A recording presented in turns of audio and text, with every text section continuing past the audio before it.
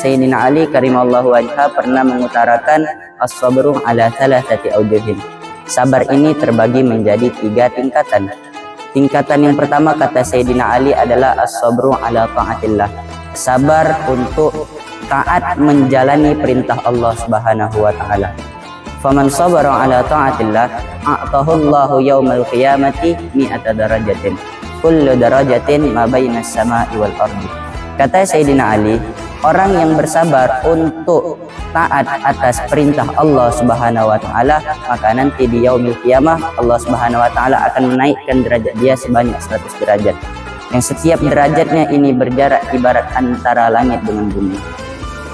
Assalamualaikum warahmatullahi taala wabarakatuh. Alhamdulillahi rabbil alamin. Wabihi nasta'inu ala umurid dunya waddin. Asyhadu an la ilaha illallah wahdahu la syarikalah wa asyhadu anna sayyidana Muhammadan abduhu wa rasuluh. Allahumma salli wa sallim wa barik ala sayyidina Muhammad wa ala alihi wa ashabihi ajma'in. Puji dan syukur kita ucapkan pertama sekali kepada Allah Subhanahu wa taala yang oleh Allah kita masih diberikan nikmat iman dan nikmat Islam. Kemudian salawat dan salam kita hadiahkan kepada junjungan kita Nabi besar Muhammad sallallahu alaihi wasallam yang oleh beliau kita bisa merasakan nikmatnya beragama Islam, nikmatnya kita beribadah kepada Allah Subhanahu wa taala. Hadirin wal hadirat calon penghuni syurga.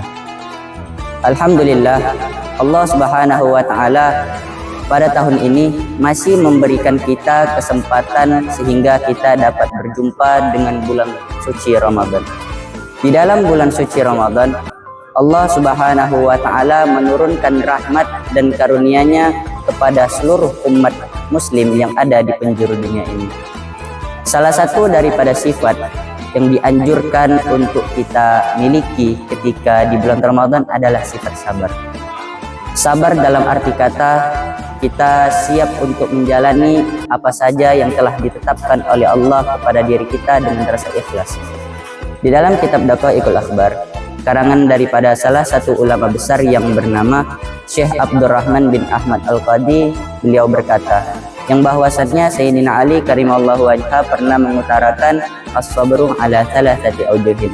Sabar ini terbagi menjadi 3 tingkatan. Tingkatan yang pertama kata Sayyidina Ali adalah as-sabru ala ta'atillah. Sabar untuk taat menjalani perintah Allah Subhanahu wa taala. Faman sabara ala ta'atillah a'tahu Allahu yaumal qiyamati mi'ata darajatin. Kullu darajatin ma bainas sama'i wal ardi. Kata Sayyidina Ali, orang yang bersabar untuk taat atas perintah Allah Subhanahu wa taala, maka nanti di yaumil qiyamah Allah Subhanahu wa taala akan menaikkan derajat dia sebanyak 100 derajat. Yang setiap derajatnya ini berjarak ibarat antara langit dengan bumi. Sabar untuk taat menjalani perintah Allah Subhanahu wa taala dalam arti kata kita siap untuk menjalankan apa saja yang telah ditetapkan oleh Allah Subhanahu wa taala, baik melalui firman-Nya ataupun melalui sabda Rasul-Nya. Seperti halnya Allah Subhanahu wa taala memerintahkan kita untuk menjalankan ibadah puasa di bulan suci Ramadan ini melalui perintahnya melalui surah Al-Baqarah ayat 183 yang berbunyi, Bismillahirrahmanirrahim. Ya ayyuhalladzina amanu kutiba alaikumusiyam. Wahai orang-orang yang beriman kata Allah, kutiba alaikumusiyam. Diwajibkan kepada kalian untuk melaksanakan ibadah puasa.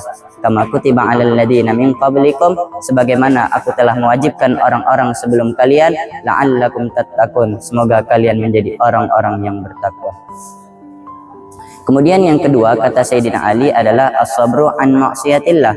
Sabar untuk menjauhi maksiat kepada Allah Subhanahu wa taala. Kata Sayyidina Ali, faman sabara ala an maksiatillah a'tahu Allahu yaumal qiyamati 600 darajatin. Kullu darajatin ma bainas sama'i wal ardi. Orang yang bersabar untuk menahan dirinya agar tidak melakukan maksiat kepada Allah Subhanahu wa taala, maka nanti di yaumil qiyamah akan Allah naikkan derajat dia sebanyak 600 derajat. Yang setiap derajatnya berjarak antara langit dengan bumi. Sabar untuk tidak bermaksiat kepada Allah Subhanahu wa taala, dalam artian kita siap untuk meninggalkan apa saja yang telah dilarang oleh Allah Subhanahu wa taala. Seperti halnya Allah Subhanahu wa taala melarang kita untuk mencaci maki ataupun memfitnah antara sesama melalui firman-Nya surah Al-Baqarah, yaitu al-fitnatu asyaddu minal qatli. Fitnah ini lebih kejam daripada pembunuhan. Dari ayat tersebut bisa kita ambil kesimpulan yang bahwa Allah Subhanahu wa taala sangat membenci yang namanya perilaku kita memfitnah sesama orang lain. Disebutkan di dalam kitab Daqaiqul Akhbar ketika seseorang bertanya kepada Rasulullah, "Wahai Rasulullah, ma makna min yauma yunfakhu fis suri fatatuna afwaja?" Wahai Rasulullah, apa maksud dari ayat yang tersirat di dalam pada hari Allah Subhanahu wa taala akan membangkitkan seluruh umat manusia dalam keadaan berkelompok? Kemudian kata Rasulullah sallallahu alaihi wasallam, "Ayyuhas sa'il, sa'altani an amrin 'azim." Wahai fulan, telah kau tanyakan kepada diriku salah satu daripada perkara yang mulia. Kemudian Rasulullah berkata, "Innahu yuhsyaru yaumal qiyamati min ummati ala ithnai asyara sinfan." Kata Rasulullah, pada hari kiamat nanti Allah Subhanahu wa taala akan membangkitkan umat manusia dalam bentuk 12 golongan. Yang pertama kata Rasulullah adalah fal awwalu yuhsyaruna yaumal qiyamati ala suratil qirdah. Allah Subhanahu wa taala akan membangkitkan umat manusia dalam bentuk dan rupanya sama seperti monyet. Wa humul futtanunal fitnah. Mereka adalah orang-orang yang menyebarkan fitnah. Kemudian yang ketiga kata Sayyidina Ali adalah as-sabru 'alal musibah. Sabar ketika ditimpa musibah oleh Allah Subhanahu wa taala. Orang yang bersabar atas musibah yang telah ditetapkan oleh Allah Subhanahu wa taala kepada dirinya, maka nanti di yaumil qiyamah Allah Subhanahu wa taala akan memberi pahala dia dan tidak akan dihisab di yaumil qiyamah nanti. Mungkin ini aja pidato yang dapat saya sampaikan. Semoga dapat menjadi bahan renungan bagi kita semua. Bila ada yang benar, itu semua datangnya daripada Allah Subhanahu wa taala, dan jika ada yang salah, itu semua datang dari diri saya sendiri. Saya akhiri wabillahi taufik wal hidayah. Wassalamualaikum warahmatullahi wabarakatuh.